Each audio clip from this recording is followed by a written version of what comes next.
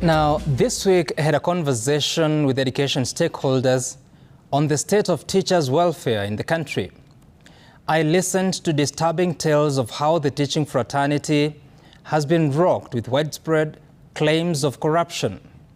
That for teachers to access what should be basic services at the Teachers Service Commission, a bribe would go a long way to assuring success. I learned that for one to be employed, promoted, or transferred, they may need to give a bribe of between 50,000 shillings and $500,000 shillings. You see, since last year, there has been rather too many allegations that employment letters were dished out through politicians during the mass recruitment of more than 50,000 teachers. That without connections, you cannot be employed. That without connections and money, you cannot be promoted. That without connections and money, you cannot be transferred. That for you to be transferred, you must find another teacher to swap with. And so I took the conversation to the social media space, asking for views from teachers based on their lived experiences. Allow me then to illustrate based on the feedback, which I must from the onset indicate is not scientific.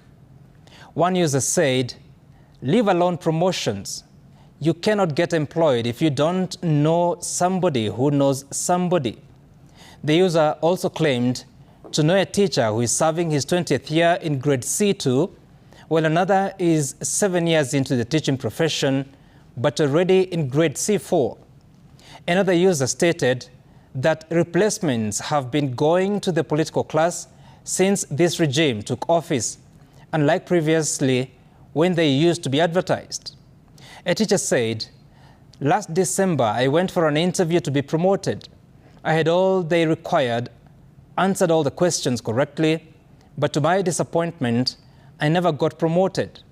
Nobody has told me why I fell short of the expectations." End of quote for now.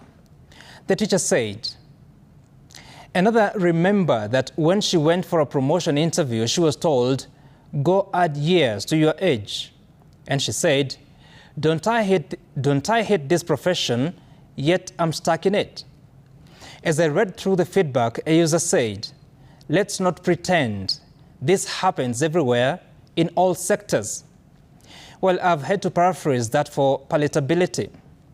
But the EACC survey of 2023 found that there was perception that, quote, each time a service seeker sought for the TSC number, a bribe was paid.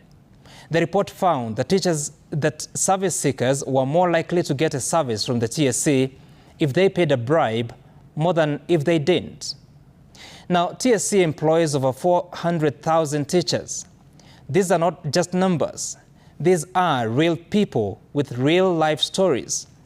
These are people with families, with career goals. More importantly, these are people that have the all-important responsibility to shepherd the future of the society that is born by the young minds they teach. If they are to stay motivated to do their job, I imagine that their employer needs to listen to their concerns. I imagine that their career progression ought to be more clearly defined. That even though it is not possible to promote everyone to the next level for whatever reason, I imagine that this should be communicated properly and clearly, as every teacher has legitimate expectation for a better future. And so I submit that it would make sense for the Teachers Service Commission to investigate these allegations, to check its career progression infrastructure, check cases of career stagnation, check when the recruitment process shifted from being school-based to include the local politician. And since its most important responsibility is managing the human resources wing of the education sector, how about beginning to know each teacher as a real person?